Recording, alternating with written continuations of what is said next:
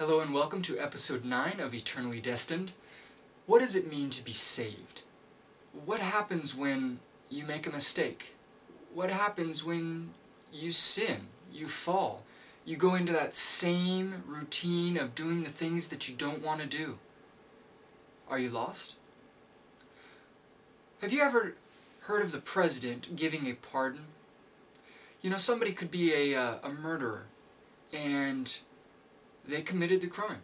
They did it. They killed him. They should serve the sentence. But the president, he gives them what's called a pardon.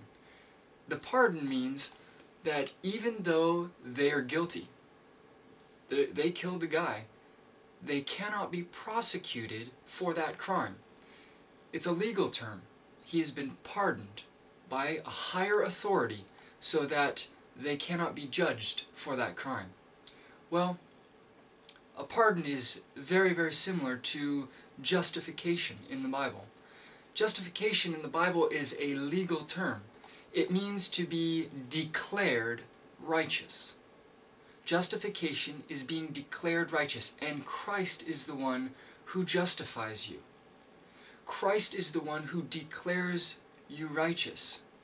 Even though you have committed the sins that you have, even though you continue to fall and fail and stumble around in this life, God has declared you righteous through His Son, Jesus Christ. Now this happened at the cross. At the cross, when Jesus died, every single human being that ever lived in the past or will ever live in the future was declared righteous. That means a legal term that says it doesn't matter what they have done or will do as far as sin, falling away from the will of God. They are declared by the highest authority, God Himself. They are declared justified. And that means just as if I'd never sinned. Justified.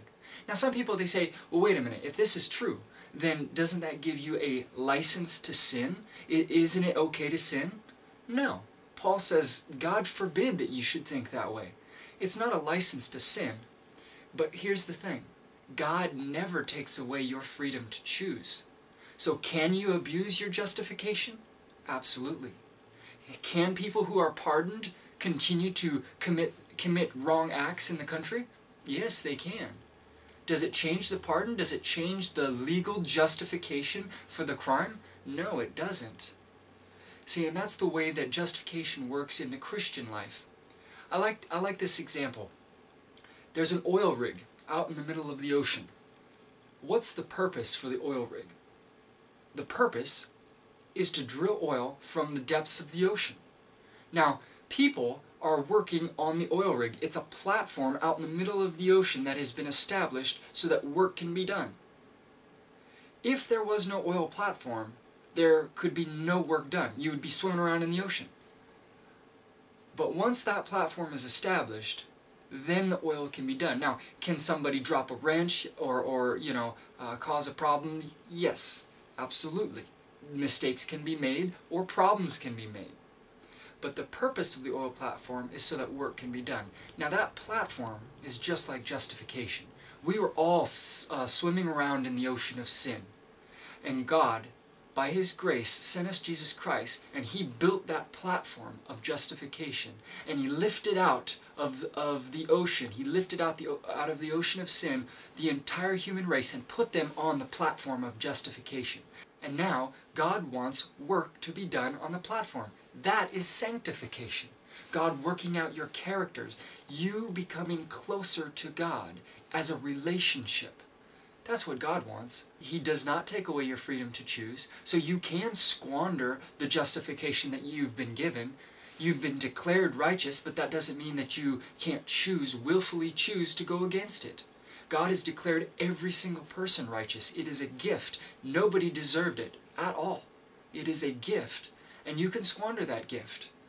But if you continue to squander the gift, if you continue to disregard God and His relationship and His continued seeking after you, you will eventually choose to leave the platform, and you will be left in the ocean of sin. And when destruction comes, you will be destroyed with sin. So don't battle between am I saved or lost when you make a mistake, when you sin, when you fall into the things that you don't want to do. You know, Paul, he said, perfection isn't something that I have yet attained. He says that the things that I want to do, I don't do. And the things that I don't want to do, that I find that I'm doing. He says, "O wretched man that I am, who will deliver me from this body of death?" He struggled just like we do with sin. It is a daily struggle. And that is why we need to give it to God. It is our choice, but it's His power. My name is Daniel Rowe, and I just want to encourage you along your journey because you are eternally destined.